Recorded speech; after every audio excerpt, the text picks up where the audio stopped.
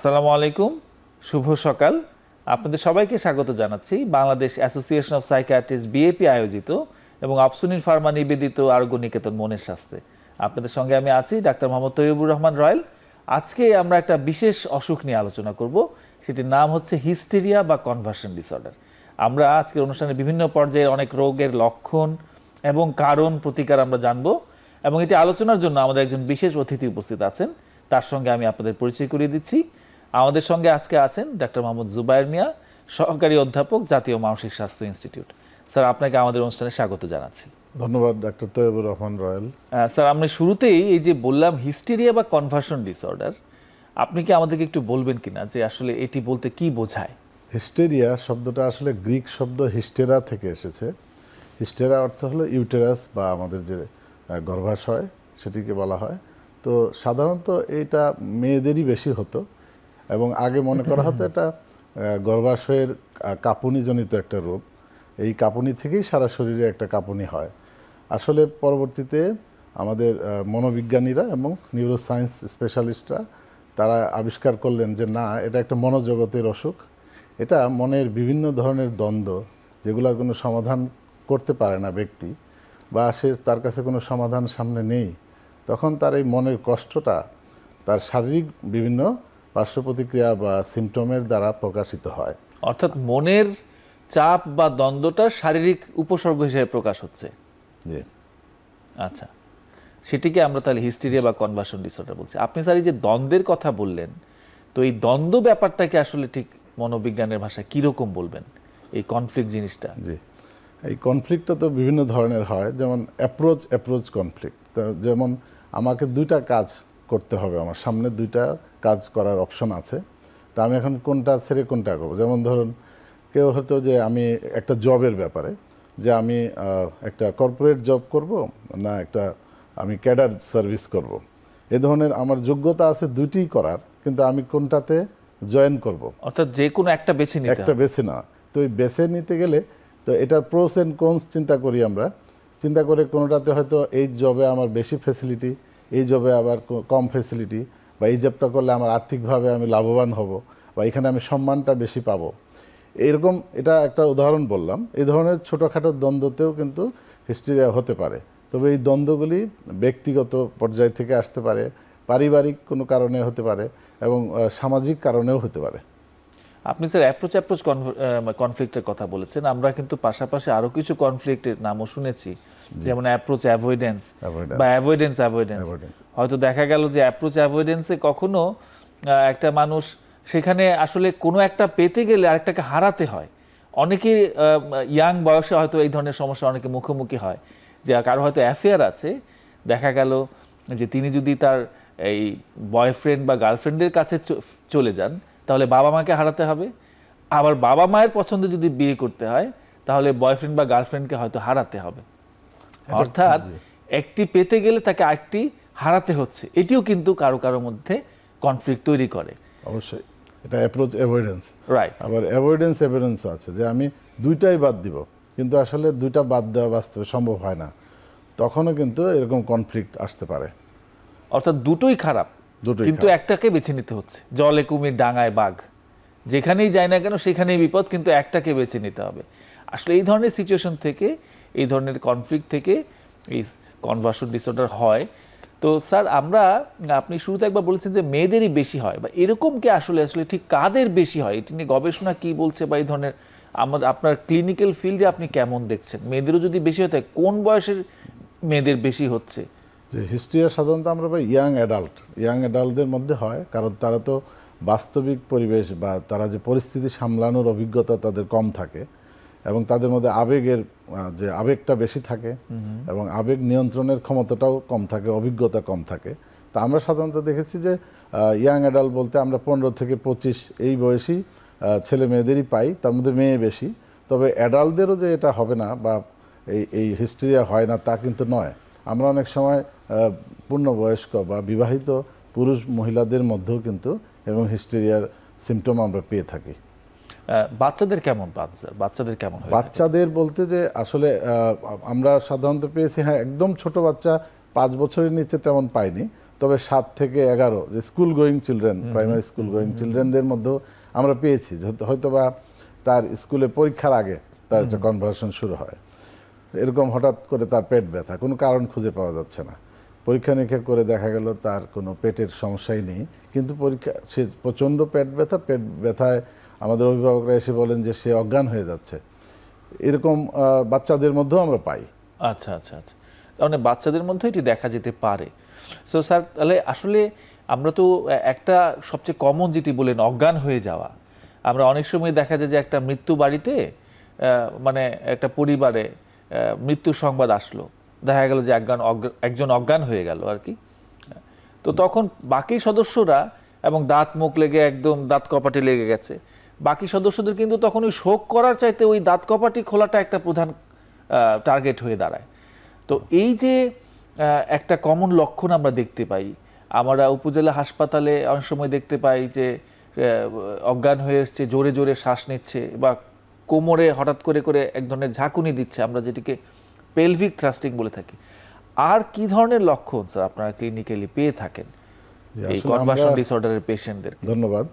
এই লক্ষণগুলি বলতে গেলে আমরা যদি এইভাবে বলি যে মোটর সেন্সরি, তো মোটরে যেমনটি বলছিলেন যে ওই অজ্ঞান হয়ে যাওয়া, খিঁচুনির মতো হওয়া, বা কোনো হঠাৎ করে তার কোনো অঙ্গ প্রত্যঙ্গে অবশ ভাব, আচ্ছা, যদিও নিউরোলজিক্যালি সে ফিট, তার পরীক্ষা নিরীক্ষা করে দেখা গেল নিউরোলজিতে কোনো সমস্যা নেই, কিন্তু তার একটা হাত বা একটা পা নাড়াতে পারছে না, তো এটা মোটরিক সমস্যা নিয়ে আসতে পারে।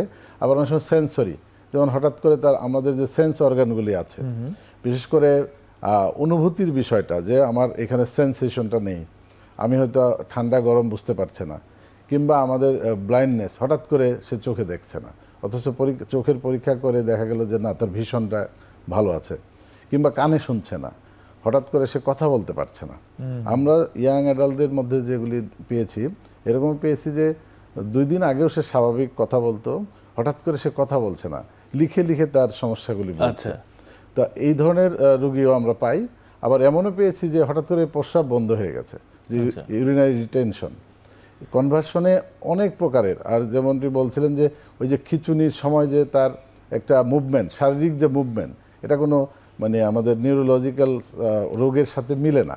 তার যে সিমটম, যদি আমরা এপিলেপসির কথাই বলি, তখন যে ধরনের খিঁচুনি হবে একটা ফ্যাশন অনুযায়ী হবে, এই কনভার্সন ডিসঅর্ডারে কিন্তু তা হয় না, অনেকক্ষণ ধরে হয়, নানান ধরে, অনেকে বলে যে সাপের মতো, ধনুকের মতো বাঁকতে থাকে শরীর, বা সাপের মতো সে বিছানায় গড়াগড়ি করতে থাকে, পেলভিক থ্রাস্টিং হয়, কিংবা এটা সাধারণত মানুষের সামনে হচ্ছে, অনেকে দেখা যাচ্ছে জোরে জোরে, খুব ঘন ঘন জোরে জোরে শ্বাস নিতে থাকে। হ্যাঁ, অনেক সময় যে তার শ্বাস মনে হবে যে প্রচণ্ড শ্বাসকষ্টের রোগী, হয়তো এক্ষুনি তার দমটা বন্ধ হয়ে যাবে, কিন্তু তাকে বললে যে আমি শ্বাস নিতে পাচ্ছি না, তার হাইপার ভেন্টিলেশন আমরা যেটা বলি, ঘন ঘন শ্বাস নিতে থাকে।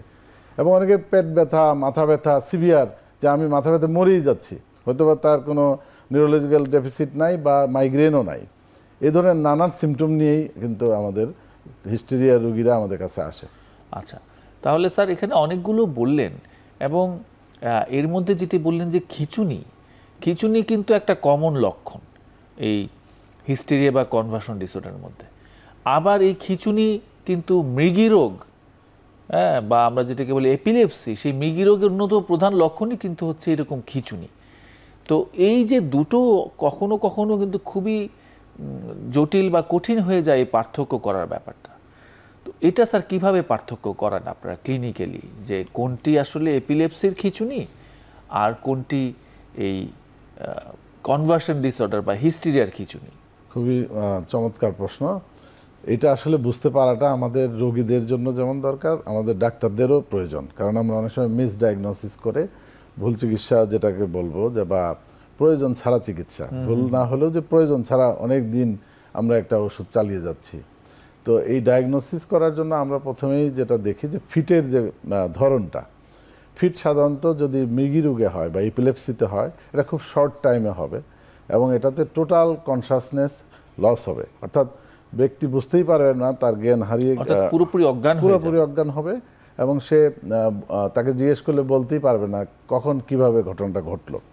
কিন্তু হিস্টেরিয়াতে সাধারণত হয় যে লম্বা সময় ধরে হয়, এবং রোগী কিন্তু পুরোপুরি অচেতন হয় না, কিছুটা চেতনা থাকে, কিছুটা থাকে না।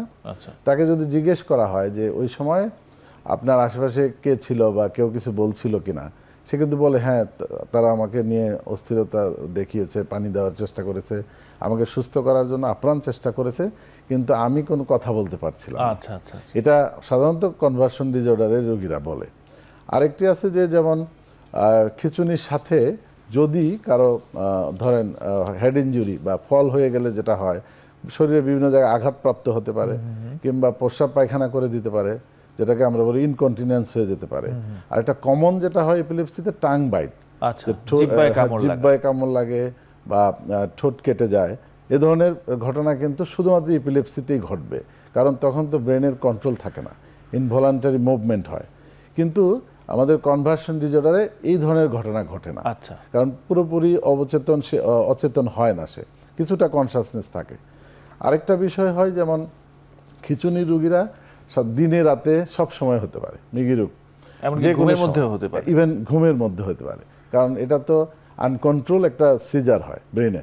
কিন্তু কনভার্সন ডিসঅর্ডাররা যেহেতু দ্বন্দ্বের ব্যাপার, তো দ্বন্দ্বটা যে মানুষকে নিয়ে বা যে পরিস্থিতিতে, কিংবা উনি নিজের কাছের পরিবারদের সাথে কথা বলতে বলতে বা ওই ঘটনাটা মনে করতে করতে তার মধ্যে ওই অবচেতন মনে তার শারীরিক ঘটনাগুলি ঘটতে থাকে। কিন্তু এপিলেপসিতে তো এটা মানুষের তার যেহেতু চেতনা থাকে না, সেটা একটা আনকন্ট্রোল সিজার, সেটা রাতে ঘুমের মধ্যে হয়। কিন্তু এই জন্য কনভার্সন ডিসঅর্ডার কখনোই ঘুমের মধ্যে হয় না। এটা একটা বড় পার্থক্য। তার মানে যে আমরা কমন যে পার্থক্যগুলো আপনি বললেন, যে এটি ঘুমের মধ্যেই হতে পারে, অন্য সময় জেগে থাকলেও হতে পারে, এছাড়া এতে ইনকন্টিনেন্স হতে পারে, পেশাব পায়খানা হয়ে যেতে পারে, যেটি সাধারণত কনভার্সন ডিসঅর্ডার হয় না, জিহ্বায় বা ঠোঁটে মারাত্মক কামড় লাগতে পারে। আমরা কনভার্সন ডিসঅর্ডার দাঁত কপাটি লাগতে দেখি, কিন্তু ওইভাবে ঠিক জিহ্বা বড় আকার কেটে যাওয়া বা মুখ কেটে যাওয়া সেটি খুব একটা দেখা যায় না। সাধারণত এগুলো একটু কমন কিছু পার্থক্য।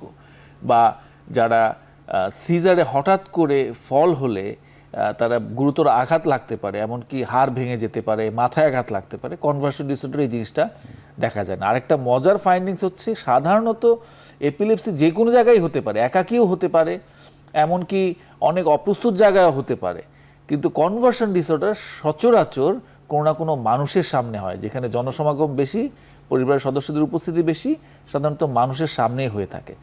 এটির মাধ্যমে আমরা আসলে পার্থক্য করতে পারি। Thank you sir.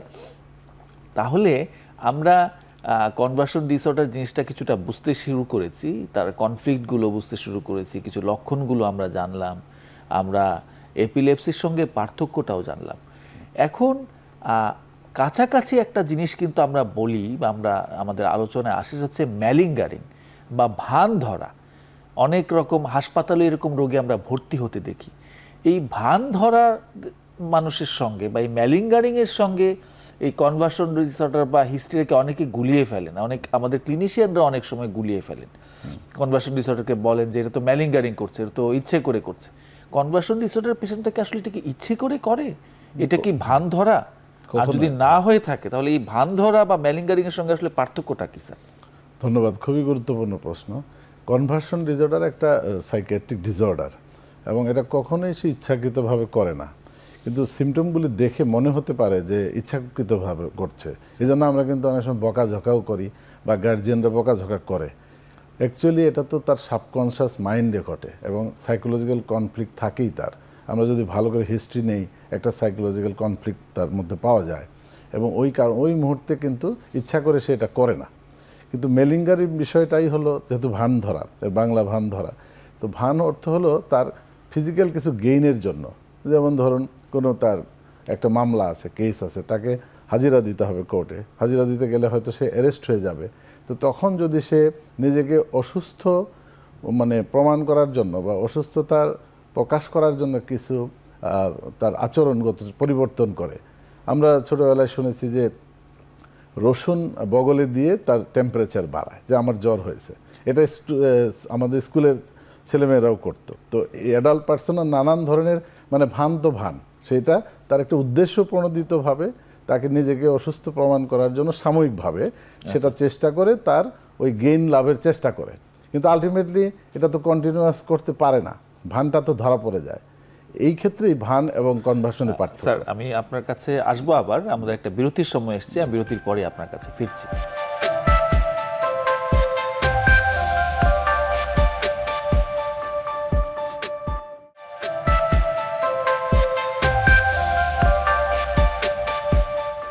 দর্শক ফিরে আসলাম বিরতির পর। অপসনিন ফার্মা নিবেদিত আরোগ্য নিকেতন মনের স্বাস্থ্যে।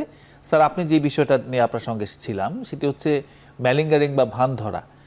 আপনি বলছিলেন যে ম্যালিঙ্গারিং হচ্ছে সে কোনো একটা গেইন থাকবে এবং সেটা ম্যাটেরিয়াল গেইন, তার কোনো আর্থিক লাভ হতে পারে বা এই ধরনের কোনো একটা লিগেল গেইন হতে পারে, অর্থাৎ একটা সুনির্দিষ্ট লক্ষ্য বা উদ্দেশ্য থাকবে। আর কনভার্সন ডিসঅর্ডার আসলে তার মনের তার চাপ, এবং সেটি কখনো জানা বা কখনো অজানা, সেই মনের চাপের কারণে হচ্ছে, এটি সে আসলে ইচ্ছে করে করছে না বা এটি কোনো ভান ধরছে না। তো তারপরেও কিন্তু আমরা দেখা যায় যে স্যার এই ধরনের কনভার্সন ডিসঅর্ডারের পেশেন্টরা সবসময় এরকম একটি কথার সম্মুখীন হয়ে থাকে যে এই তুমি ইচ্ছা করেই করছো। অনেকে সরাসরি বলে, অনেকে পরোক্ষভাবে বলে, কিন্তু সবাই এটা বোঝানোর চেষ্টা করে, তাকে নেতিবাচকভাবে বলার চেষ্টা করে যে তুমি ইচ্ছা করে বন্ধ করে দিতে পারো, তুমি এটা ইচ্ছা করে করছো, তুমি ভং ধরেছো। তো এটা স্যার কি মানুষের উপর অনেক রকম মানসিক চাপ তৈরি করে কিনা, বা এটি তার সুস্থতার পথে এক ধরনের অন্তরায় কিনা? অবশ্যই, কারণ আমরা তার রোগীকে আমরা বুঝতে চেষ্টা করছি না যে তার আসলেই কষ্ট হচ্ছে, তার মনস্তাত্ত্বিক দ্বন্দ্বের ফলে তার শারীরিক যে লক্ষণগুলি হচ্ছে এর জন্য কিন্তু সেও কষ্ট পাচ্ছে। কিন্তু সে যদি ইচ্ছা করে করতো তাহলে তো নিজে নিজেকে কষ্ট দিত না। এবং ভান ধরায় যেটা হয়, এটা এক বেলা কষ্ট ভোগ করে তার গেইনটা পায়, যেটা আপনি বলছিলেন যে মনিটারি গেইন বা লিগ্যাল গেইন। কিন্তু কনভার্সন ডিসঅর্ডারে তো তার দীর্ঘমেয়াদী একটা সমস্যা, এটার সমাধান সে চায় কিন্তু নিজে নিজে সমাধান করতে পারছে না, and he or she is seeking help. তো আমাদের ওই সময় সাহায্য না করে যদি তাকে তিরস্কার বা তার এই কষ্টকে আরও বাড়িয়ে দিবে, অবশ্যই তিরস্কার করা যাবে না। স্যার এখন আরেকটা বিষয়, এই যে আমরা একটু আগেই মৃগী রোগের সঙ্গে আমরা কনভার্সন ডিসঅর্ডার একটা পার্থক্য খুঁজলাম, তো এরকম কি কখনো কখনো হতে পারে যে দুটো একই সঙ্গে আছে, অর্থাৎ তার মৃগী রোগও আছে আবার কনভার্সন ডিসঅর্ডার আছে? জি ধন্যবাদ। হ্যাঁ, এরকম হতে পারে, কারণ মানুষের দুইটা রোগ তো হতেই পারে একসাথে। বিশেষ করে নিউরোলজিস্ট এবং সাইকিয়াট্রিস্টরা এই ধরনের রোগী নিয়ে বেশ সমস্যায় পড়েন, কারণ এটা দুই ক্ষেত্রেই চিকিৎসা দেওয়া প্রয়োজন। কারণ তার কনফ্লিক্ট থাকবে, এটা বের করা যেমন একটা দায়িত্ব, এবং তার সাথে ট্রু সিজার বা এপিলেপসি এটা আমরা ক্লিনিক্যালি আগে অবজার্ভ করব, এবং প্রয়োজনে আমরা কিছু ইনভেস্টিগেশনের সাহায্য নিব, যেমন ইইজি করব বা আদার কজগুলি খোঁজার চেষ্টা করব। তো সেই ক্ষেত্রে খুব ট্রিকি, কারণ চিকিৎসা দিতে গেলে আমরা যদি কনভার্সন ডিসঅর্ডারের দ্বন্দ্ব কমাতে গিয়ে অ্যান্টিডিপ্রেসেন্ট দিই বা জুডিশিয়াসলি যদি না দিই, তাহলে এটা কিন্তু আবার এপিলেপসি বাড়িয়ে দেবে। আবার একটা রোগী ক্লিন কাট কনভার্সন ডিসঅর্ডারে, অর্থাৎ মনস্তাত্ত্বিক দ্বন্দ্ব, তার এপিলেপটিক ফিটের মতো আচরণ করেছে বা দু একবার এপিসোড হয়েছে, আমরা যদি খুব মেটিকুলাসলি তার হিস্ট্রি এবং তাকে অবজার্ভ না করি, তাহলে ভুল করে যদি এপিলেপসির চিকিৎসা, দীর্ঘমেয়াদী চিকিৎসা, যেহেতু এপিলেপসির ড্রাগসগুলিও দীর্ঘমেয়াদী দিতে হয় এবং তাদের কিছু সাইড ইফেক্টও আছে, তাহলে তার প্রতি আমাদের তো অবিচার করা হবে। এই জন্য এটা খুব ভালো করে আমরা আগে ডিফারেন্সিয়ালসটা আমরা কনফার্ম ডায়াগনোসিস, প্রফেশনাল ডায়াগনোসিসটা কনফার্ম করেই আসলে চিকিৎসাটা দেওয়া উচিত। তবে দুইটা থাকতে পারে, তখনও আমাদের দুই ধরনের চিকিৎসা দিতে হবে। তো বিষয়টা খুবই জটিল হয়ে যায় আসলে। জি স্যার এই প্রসঙ্গে আরেকটু বলে রাখি যে আমরা কিন্তু আরেকটা রোগ আমরা দেখতে পাই, ফিকটিশাস ডিসঅর্ডার, যেখানে আমরা দেখতে পাচ্ছি যে অনেকে তার নানা রকম শারীরিক উপসর্গ তৈরি করেন হাসপাতালে ভর্তি থাকার জন্য বা চিকিৎসা নেবার জন্য। অর্থাৎ এই মানুষরা নিজেকে এক ধরনের রোগী হিসেবে উপস্থাপন করতে স্বাচ্ছন্দ্য বোধ করেন সুস্থ থাকার চাইতেও। হ্যাঁ, তো তাদের সঙ্গে আসলে কনভার্সন ডিসঅর্ডারের পার্থক্যটা কীরকম স্যার? খুবই একটা চমৎকার প্রশ্ন করেছেন। এই যে ফ্যাকটিশিয়াস ডিসঅর্ডার বা মনচাউজেন সিনড্রোম বলে আরেকটা নাম আছে, এটাও আমরা কিন্তু পাই। তো এদের ক্ষেত্রে যেটি হয়, তাদের কিন্তু সিমটম আসলে তারা তৈরি করেন, এটা কিন্তু সচেতনভাবেই করেন, কিন্তু তার ইচ্ছা না যে সে এটা করে যে আনন্দ পাচ্ছেন, এই ব্যাপারটা এমন নয়। একটু ট্রিকি বিষয় হলো, তার যেমন একটা আমরা ইয়াং অ্যাডাল্ট একটা মেয়ে দেখেছিলাম আমার সরকারি হাসপাতালের, বহির্বিভাগে, যে তার চোখ দিয়ে রক্ত আসে। হ্যাঁ হ্যাঁ, কমন সিম্পটমের একটা হচ্ছে এরকম চোখ চোখ দিয়ে দিয়ে রক্ত রক্ত বের হচ্ছে। তো চোখ দিয়ে রক্ত আসে, এটা তো খুবই কনসার্নের ব্যাপার। গার্জিয়ানরা তার ব্লাড রক্তরোগ বিশেষজ্ঞ, মেডিসিন বিশেষজ্ঞ থেকে শুরু করে সমস্ত ডাক্তার দেখিয়েছেন, তারা কিন্তু রিপোর্টে কোনো এই ধরনের রক্তের সমস্যা পাননি।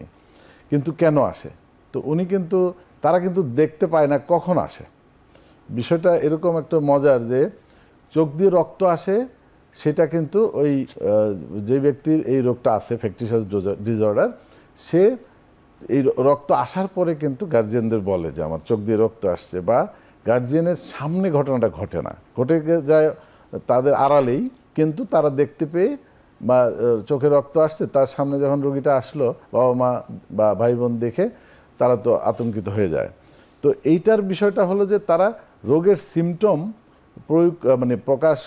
রোগের সিমটমটা প্রডিউস করার জন্য নিজেরাই এটা করে, এটা পরে সিসি ক্যামেরা বা খুব ভালো করে হিস্ট্রি নিলে, এমপ্যাথেটিক্যালি শুনলে, তার সাথে যখন ভালো করে হিস্ট্রি নেওয়া হয় অনেক সময় দিয়ে, তারা কিন্তু এটা স্বীকার করে, আমরা পেয়েছি। আসলে মানব মন খুবই রহস্যময় এবং জটিল একটা ব্যাপার। স্যার, এই যে আমরা যে রোগগুলো দেখা গেল অনেক সময় এগুলোর মধ্যে ডিফারেন্সিয়েট করা একটু ডিফিকাল্ট হয়ে যায়। এই আমরা এপিলেপসি বললাম বা ম্যালিঙ্গারিং, যদিও এটি কোনো রোগ না, এটি তো সুনির্দিষ্টভাবে এক ধরনের প্রতারণা, তারপরেও যেহেতু তারা হাসপাতালে আসে, চিকিৎসা ব্যবস্থা বা চিকিৎসা সার্ভিসের মধ্যে তারা সংযুক্ত হয়, এর পাশাপাশি এই ফিকটিশাস ডিসঅর্ডার বা আমাদের আজকের আলোচনার যে কনভার্সন ডিসঅর্ডার, তো এরা কিন্তু স্যার নানা রকম অপচিকিৎসার মুখোমুখি হয়। আমাদের কনভার্সন ডিসঅর্ডার, এই যে ইয়াং অ্যাডাল্ট বা আর্লি মানে লেট অ্যাডোলেসেন্ট গার্লস যারা আছে, স্কুল গোয়িং বা কলেজ গোয়িং বা খুব তরুণী গৃহবধূ, তাদের এই ধরনের মানসিক সমস্যা বা এই কনভার্সন ডিসঅর্ডার যখন হয় সমাজে, আমাদের গ্রামে গঞ্জে বা এমনকি শহরগুলোতেও কিন্তু অনেক রকমের অপচিকিৎসা হয়। আপনি স্যার এটা নিয়ে একটু আলোচনা করবেন কিনা? অবশ্যই। না, এই যে রোগগুলি আজকে আলোচনা হলো, এই ধরনের রোগীরাই কিন্তু বেশি প্রতারিত হয়, কারণ অদ্ভুত ধরনের যেহেতু সিমটম বা উপসর্গ, এটাকে প্রথমেই আমাদের যে আমরা বিলিভ করি, কালচারালি বিলিভ করি, বা আমাদের প্রথাগত যে চিন্তা, সেটা আসে যে এটা হয়তো কেউ জিনে ধরেছে, কিংবা ভূতে ধরেছে, কিংবা তার বান মেরেছে, এই ধরনের চিন্তাটাই আগে আসে। তার ফলে কি হয় যে আমাদের যে ট্রেডিশনাল হিলাররা আছেন, ওঝা, পীর, ফকির, দরবেশ, তারা কিন্তু এই সুযোগটা নেয়। তারা জেনে না জেনেই কিন্তু তাদের একটা অপচিকিৎসা চাপিয়ে দিতে চায়।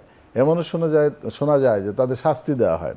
এবং আমাদের যে ট্রেডিশনাল হিলাররা যেটা করেন, তারা কিন্তু অনেক টাকার বিনিময়ে এগুলি ঝাড়ফুঁক এগুলি করে থাকেন।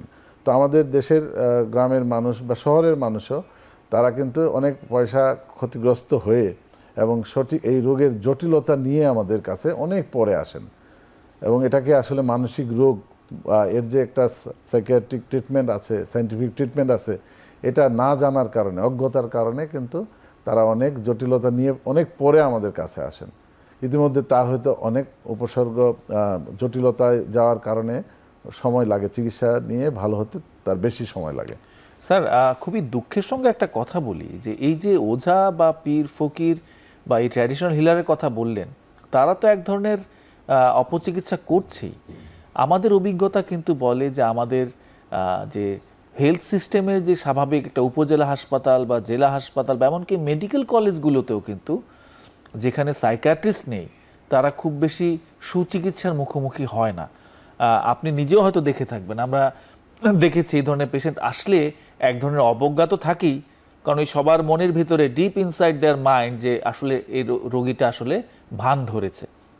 আমরা দেখতে পাই যে তাদেরকে ওই ডিস্টিল ওয়াটার ইঞ্জেকশন দিচ্ছে এক ধরনের পেইনফুল সেন্সেশনের জন্য, বা সে যখন কোঅপারেট করছে না তখন ওই তাকে কষ্ট দেওয়ার জন্য পার্টিকুলারলি বলা হয় যে হ্যাঁ এনজি টিউব করে দাও তাহলে ঠান্ডা হয়ে যাবে। তাকে তথাকথিত ঠান্ডা করার জন্য দেখা যাচ্ছে যে নাকে নল দিয়ে এনজি টিউব দিয়ে দেওয়া হচ্ছে। এছাড়া অনেক সময় দেখা যায় যে ক্যাথেটার করে ফেলা হয়, যেটি আরেকটা ইনফেকশনের ঝুঁকি বাড়িয়ে দিচ্ছে। আমরা আরও দেখে থাকি যে যাদের হাইপার ভেন্টিলেশন, আপনি বলেছেন যে অনেক পেশেন্টই থাকে যে দেখা গেল যে কিছুটা অজ্ঞান হয়ে আছে বা সে অনেক রকম অস্থির হচ্ছে এবং খুব ঘন ঘন শ্বাস নিচ্ছে। তো এই হাইপার ভেন্টিলেশন কিন্তু আমরা হয়তো পেপার ব্যাগ ব্রিদিং করলেই ঠিক হয়ে যেত, কিন্তু দেখা যাচ্ছে সেটি তখন মানুষকে দেখানোর জন্যই হোক বা শান্ত করার জন্যই হয়, হয়তো সাথে সাথে অক্সিজেন চালু করে দিল, এবং অক্সিজেন চালু করলে কিন্তু সিচুয়েশনটা আরেকটু জটিল হতে পারে। তো আমরা জটিল ব্যাখ্যায় যাচ্ছি না। তো এ থেকে কিভাবে পরিত্রাণ পাবো স্যার? তারা তো সবাই মেডিকেল ডক্টর, শুধুমাত্র এমপ্যাথির অভাবে বা সঠিক মেডিকেল নলেজের অভাবে আমরা দেখতে পাচ্ছি যে সে কিন্তু আমাদের স্বাস্থ্য ব্যবস্থাতেও নানা রকমের অপচিকিৎসার মুখোমুখি হচ্ছে। ধন্যবাদ। আপনি যেটা বললেন সেটা খুবই গুরুত্বপূর্ণ বিষয়। আমরা শুধু ট্র্যাডিশনাল হিলারদের দোষ দিয়ে বা তাদের অজ্ঞতার কারণে মানসিক রোগ এই জটিলতর হচ্ছে, এটি সঠিক নয়।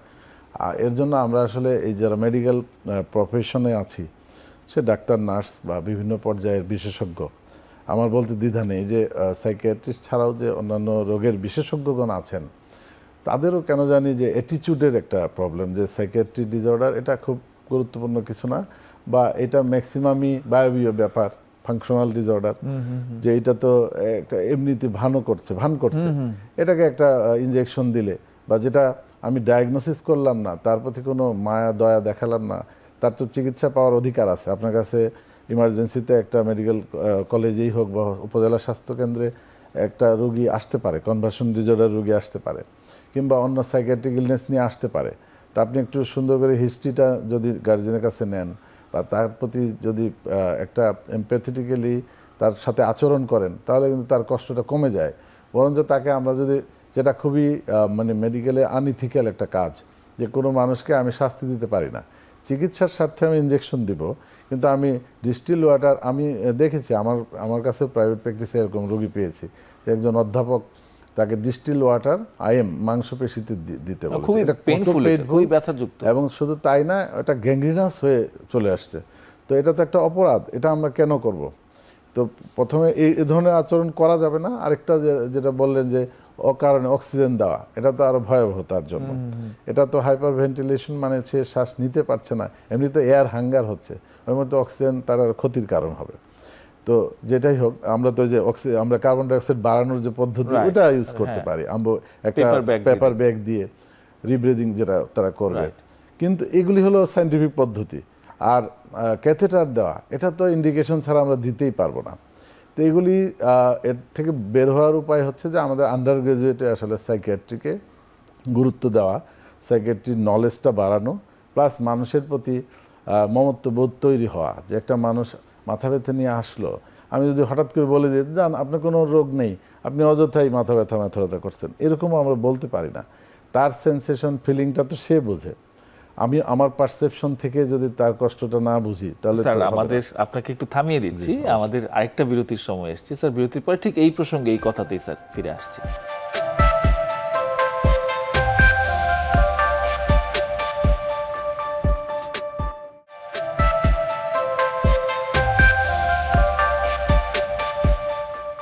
দর্শক, ফিরে আসলাম আরেকটা বিরতির পর। অপসনিন ফার্মা নিবেদিত আরোগ্য নিকেতন মনের স্বাস্থ্যে। স্যার, আপনি যে প্রসঙ্গে বিরতির আগে ছিলেন, জি, তাহলে আমাদের যেটা করতে হবে, যে আমরা ডক্টর হই, নার্স হই, বা মেডিকেল হেলথ প্রফেশনে যারাই আছি, সাইকিয়াট্রিকে অবজ্ঞা করা যাবে না। এটা একটা সাবজেক্ট, এটা মন ছাড়া শরীর অচল, শরীর ছাড়া মন অচল, এরকম বিষয়টা ভাবতে হবে। এবং এটা সম্পর্কে নলেজ ইচ্ছাকৃতভাবে আমার মানব কল্যাণের জন্যই আমাদের নলেজ গ্যাদার করতে হবে। এবং এটার জন্য কিন্তু বাংলাদেশ সরকার, বিশ্ব স্বাস্থ্য সংস্থা বিভিন্ন উদ্যোগ নিয়েছেন, যে সাইকিয়াট্রিক ট্রিটমেন্ট বা আমরা যে মানসিক স্বাস্থ্যের যে গ্যাপটা রয়েছে, এটা পূরণের বিভিন্ন ট্রেনিংয়ের ব্যবস্থা করেছেন। আপনারা ট্রেনিংটা করে সেটা অন্যদের মাঝে ছড়িয়ে দিন। আচ্ছা। এবং আরেকটা যেটা করতে হবে, যে সাইকিয়াট্রির যে বিষয়টা যে বায়বীয় না, এটা তো এখন সায়েন্টিফিক্যালি প্রুফ, এটার বেসিস আছে ব্রেন ডিসঅর্ডার, ব্রেনের কেমিক্যাল চেঞ্জ হয়, এর সাথে আমাদের ব্রেনের যে বিভিন্ন মানে অর্গানগুলি আছে, ব্রেনের মধ্যে যে পার্টসগুলি আছে, সেগুলির প্রতিক্রিয়া বা সেগুলি ঠিক করার জন্য বা রিঅ্যারেঞ্জমেন্ট করার জন্য তো সায়েন্টিফিক ঔষধ এবং কাউন্সেলিং আছে। সেগুলি আমাদের লোকবল যতই কম থাকুক, আমরা যদি রেফারাল সিস্টেমটাকে ভালো করতে পারি, যে আমি প্রাইমারি লেভেলে কতটুকু চিকিৎসা দিব, এবং দিয়ে আমার নিকটস্থ একজন সাইকিয়াট্রিস্ট এর কাছে রোগীটা রেফার করব। কিংবা সে যদি নিউরোলজির রোগী হয়, নিউরোলজিস্টকে রেফার করব। কিন্তু আমি আমার ব্যস্ততার কারণে কিংবা আমার আর্থিক মানে লাভের কারণে আমি সব রোগী একসাথে দেখব, এমনটা তো মেডিকেল ইথিক্সে নেই। আমি মানব কল্যাণে আমার ট্রিটমেন্টটা মানে প্রয়োগ করব। স্যার আমরা তো এই রোগের অনেক প্রেক্ষিত নিয়ে আলোচনা করলাম, স্যার সমাধানটা কি আসলে, এটির সমাধানটা নিয়ে যদি একটু কথা বলেন, চিকিৎসা পদ্ধতি কি হতে পারে? সমাধানে আমরা প্রথমেই যে রোগ প্রতিরোধের কিছু ব্যবস্থা, যেমন মানসিক স্বাস্থ্য সম্পর্কে আমাদের সচেতনতা বাড়াতে হবে। আমি একজন সাইকিয়াট্রিস্টের কাছে গেলেই পাগল হয়ে যাব, এই মানসিকতা থেকে বেরিয়ে আসতে হবে। আচ্ছা, কারণ আমার আমি সুস্থভাবে চলার জন্য আমার কাউন্সেলিং বা আমার স্বাস্থ্যবিধি, মানসিক স্বাস্থ্য সম্পর্কে সচেতনতা বৃদ্ধির জন্য পরামর্শ নেওয়া প্রয়োজন। এটা নিব। আরেকটা হলো যে আমাদের রাষ্ট্রীয়ভাবে যেটা, যে আমাদের সাইকিয়াট্রিকে গুরুত্ব দিতে হবে, এটা একটা, তাহলে আমরা রোগ প্রতিরোধ করতে পারবো। এবং তার দ্বন্দ্ব নিয়ে যেটা কাউন্সেলিং, সাইকোলজিক্যাল পার্টটা এখানে বেশি গুরুত্বপূর্ণ, সেটা অবশ্যই আমাদের সাইকিয়াট্রিস্ট, সাইকোলজিস্টের কাছে, এক্সপার্টদের কাছে এটা তাকে দিতে হবে। এবং প্রয়োজনে তার যে কমরবিডিটি যদি থাকে সেই সব রোগেরও চিকিৎসা করতে হবে। আচ্ছা, কমোবিডিটি বলতে আপনি ডিপ্রেশন, অ্যাংজাইটি বা এই ধরনের মানসিক সমস্যার কথা বলছেন। স্যার রিইনফোর্স সম্পর্কে কি বলবেন? আমরা কিন্তু অনেক সময় দেখি যে একটা পেশেন্ট, এই যে তার কেয়ার গিভাররা তাকে এমনিতে মানুষটাকে হয়তো বেশি পাত্তা দিচ্ছে না, খুব গুরুত্ব দিচ্ছে না, কিন্তু যখনই তার এরকম একটা কনভার্সন অ্যাটাক হলো, একটা খিঁচুনি হলো, তখন দেখা যাচ্ছে তারা খুবই, তাকে চারপাশের মানুষ জমে যাচ্ছে, কেউ বাতাস করছে, কেউ শরীরে তেল মালিশ করছে। এই যে একটা এক্সট্রিম ট্রিটমেন্ট, এই যে সবার এত একটা অতিরিক্ত মনোযোগ পাওয়া, এটা কিন্তু সেই রোগীকে মনের অজান্তে এই উপসর্গগুলো আবার বারবার রিপিট করার পেছনে এক ধরনের ভূমিকা রাখে। তো এই রিইনফোর্সমেন্টগুলো আমরা কিভাবে কমাতে পারি? আপনি কিছুটা বলেছেন, আপনি এই বিষয়টা সম্পর্কে যদি একটু বলেন যে এই যে পরিবারের এখানে কি ভূমিকাটা বা তার নিকটজনের ভূমিকাটা কি? আচ্ছা, আমি একটু আগে বলেছিলাম, আপনি যেটা বললেন যে রিইনফোর্সমেন্ট, আসলে রিইনফোর্সমেন্ট তো তার সিমটমটা বাড়িয়ে দেবে, এটা প্রমাণিত। তো সেই ক্ষেত্রে যেটা করতে হবে যে আমরা আগে কনফিডেন্টলি তার পরীক্ষা নিরীক্ষা করব, কারণ অন্য কোনো শারীরিক রোগ থাকতে পারে তার, যদি না থাকে তাহলে তো আমরা যারা গার্জিয়ান, তার জন্য যারা শুভাকাঙ্ক্ষী তাদের মনের মধ্যে এটা, আমার ডাক্তার সাহেব বা আমাদের সাইকিয়াট্রিস্ট, সাইকোলজিস্টরা এটা তাকে কনফিডেন্টলি বলবেন যে আপনার ছেলে বা মেয়ে বা ভাই বোন যে রোগী, তার এই যে সিমটমগুলি হচ্ছে, এর কারণে বড় ধরনের কোনো দুর্ঘটনা ঘটবে না। বড় ধরনের দুর্ঘটনা বলতে আমরা স্ট্রোক বা হার্ট অ্যাটাক এই ধরনের, যেহেতু তার পরীক্ষা নিরীক্ষায় প্রমাণিত হয়েছে যে সে নর্মাল, সব কিছু স্বাভাবিক, এটা তাদের আগে আশ্বস্ত করতে হবে। অর্থাৎ এটা ব্রেনের কোনো সরাসরি অসুখ না, ব্রেনের কোনো টিউমার, ক্যান্সার, স্ট্রোক বা এই জাতীয় কোনো সমস্যা না, তার মনের অন্তর্দ্বন্দ্ব বা মনের চাপটাই প্রধান কারণ। এটা তাদেরকে স্পষ্টভাবে খুলে বলতে হবে। এবং খুলে বলার পরে যেটা করতে হবে যে আপনাদের আত্মীয় স্বজন যারা জেনে গেছে বিষয়টা যে এরকম হয়, ফিট হয়, আমরা যেটা প্র্যাকটিক্যালি কিছু কথা বলি যে আপনার ছেলে বা মেয়ে এ ধরনের আচরণ করছে বা এই ধরনের সিমটম হচ্ছে, আরও 10 জন লোক শুনলে তো বলবে যে ও তো খিঁচুনি রোগ আছে বা পাগল, ওর বিয়ে হবে না। তাহলে আপনার যত কম লোককে জানাবেন বিষয়টা, মানে রাইট পারসনকেই আপনি জানাবেন, ডাক্তার বা আপনার শুভাকাঙ্ক্ষী, অন্য বেশি লোককে জানানোরও দরকার নেই। বা এরকম হলে তো আপনার মেয়ে 10-15 মিনিট পরে ঠিক হয়ে যায়, তাহলে একটু ধৈর্য ধরে অন্যদের না ডেকে 10-15 মিনিট অপেক্ষা করুন এবং পরবর্তীতে আপনি তাকেই বোঝান যে তুমি কিন্তু আবার সুস্থ হয়ে গেছো। তাহলে তোমার মনের কষ্টটা যখন কমে যাবে এবং সাইকিয়াট্রিস্টের ট্রিটমেন্ট তুমি নিতে থাকো যদি, তাহলে তুমি সম্পূর্ণ সেরে উঠবে। এই যে তাকে পজিটিভ একটা ফিডব্যাক দেওয়া এবং পজিটিভভাবে তাকে উপস্থাপন করা, এটা ডাক্তারের যেমন কর্তব্য, সেই সাথে কেয়ার গিভারদেরও দরকার। রাইট, এইভাবে রিইনফোর্সমেন্ট কমানো সম্ভব। Thank you sir. আসলে আমরা কিন্তু দেখে থাকি যে অনেক রোগীর এই যে সব আত্মীয় স্বজনরা সবসময় আসে, দৌড়ায়, হাসপাতালে চলে আসে, চারপাশে ভিড় হয়ে যায়, তখন দেখা যায় যে রোগীর গায়ে একটা আসলে লেবেলিং, একটা ট্যাগিং হয়ে যায় যে সে আসলে একটা মৃগী রোগী, সে একটা মানসিক রোগী, সে একটা খিঁচুনি রোগী।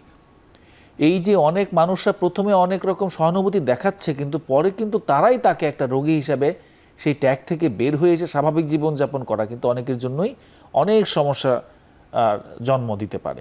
তো সুতরাং আমার মনে হয় যে আপনারা যারা কেয়ার গিভার আছেন, পরিবারের সদস্য যারা আছেন, তারা এই ব্যাপারটা একটু যত্নের সঙ্গে দেখবেন। স্যার, আমাদের সর্বশেষ বিরতির সময় এসছে, আমরা এরপরে আমাদের অনুষ্ঠানের চূড়ান্ত পর্বে চলে যাব।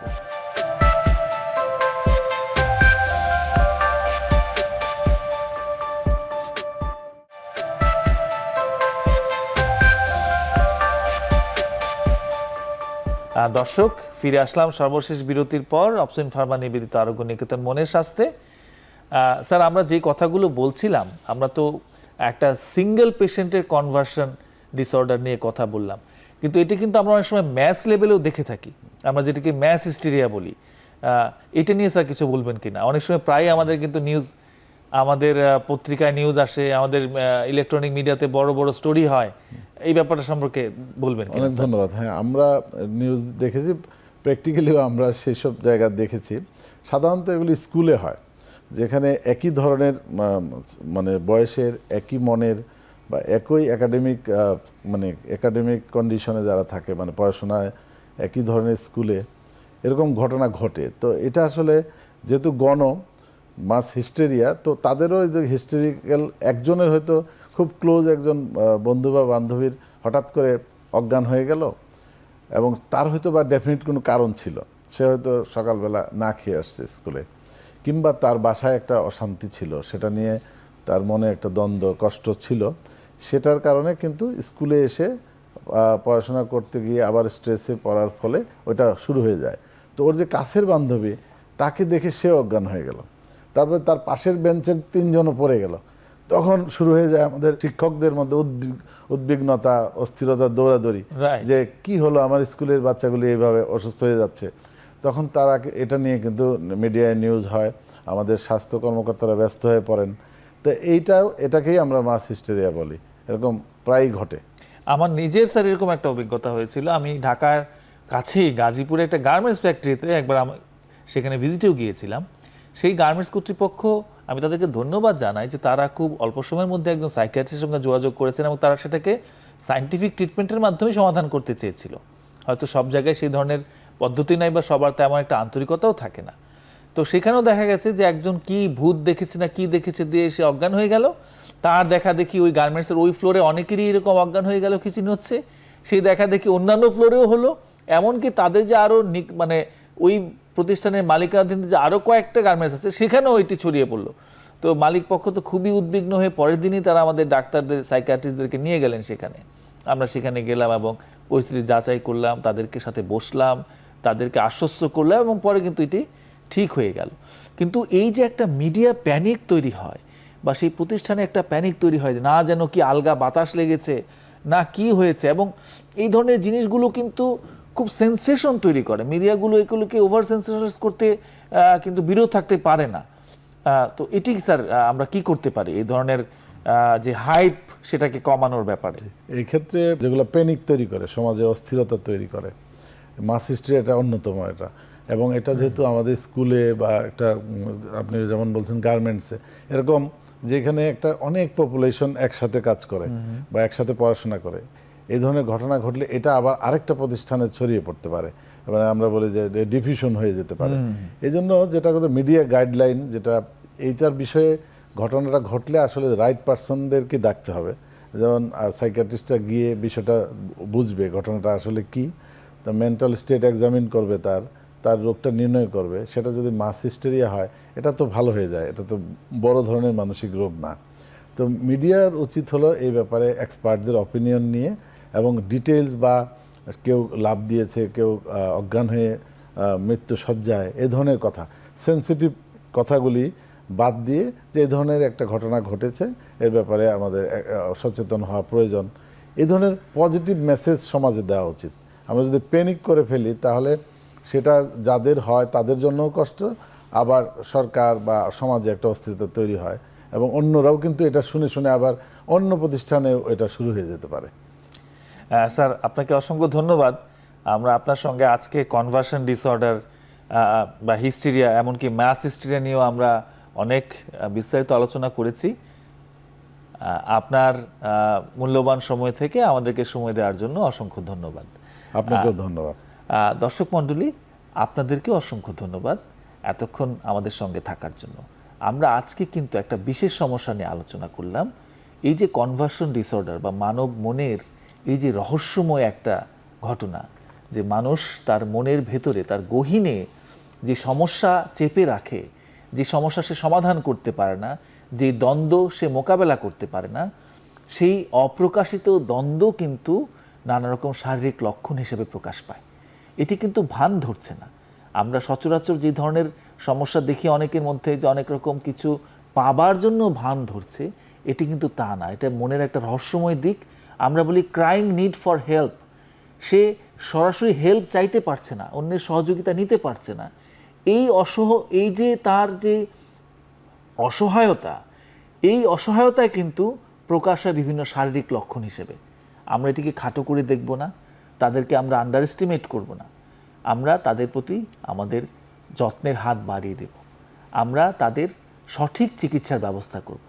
এক্ষেত্রে কিন্তু যে রোগী আছেন তার পরিবারের সদস্যদের একটি গুরুত্বপূর্ণ ভূমিকা আছে, আমাদের চিকিৎসকদের একটি গুরুত্বপূর্ণ ভূমিকা আছে, রাষ্ট্রেরও গুরুত্বপূর্ণ ভূমিকা আছে, আমাদের সমাজের জনসাধারণের কিন্তু দৃষ্টিভঙ্গি পরিবর্তনের ভূমিকা আছে। তার মাধ্যমে কিন্তু এই লক্ষণগুলোকে আমরা চিহ্নিত করতে পারবো, তাদের সঠিক লক্ষণ চিহ্নিত করে সঠিক জায়গায় সঠিক সেবার জন্য আমরা তাদেরকে প্রেরণ করতে পারবো। এবং সার্বিকভাবে আমাদের সমাজের মধ্যে যাতে আমরা গুমোট না হয়ে পড়ি, আমরা যাতে একাকী নিঃসঙ্গ না হয়ে পড়ি, আমাদের সমাজের মধ্যে আমরা পরিবারের মধ্যে যাতে আমরা সবাই একটা সহ্য এবং সহনশীল একটা পরিবেশ তৈরি করি, যাতে সবাই সবার সঙ্গে নিজেদের সমস্যা নিয়ে আলোচনা করতে পারি, সমস্যাতে যাতে আমরা গিলে না ফেলি, নিজের ভিতরে চেপে না রাখি। আজকে এটি থাকবে আপনাদের প্রতি আমাদের বার্তা। আপনারা সবাই ভালো থাকবেন। আপনাদের সঙ্গে পরবর্তী পর্বে দেখা হবে। আসসালামু আলাইকুম।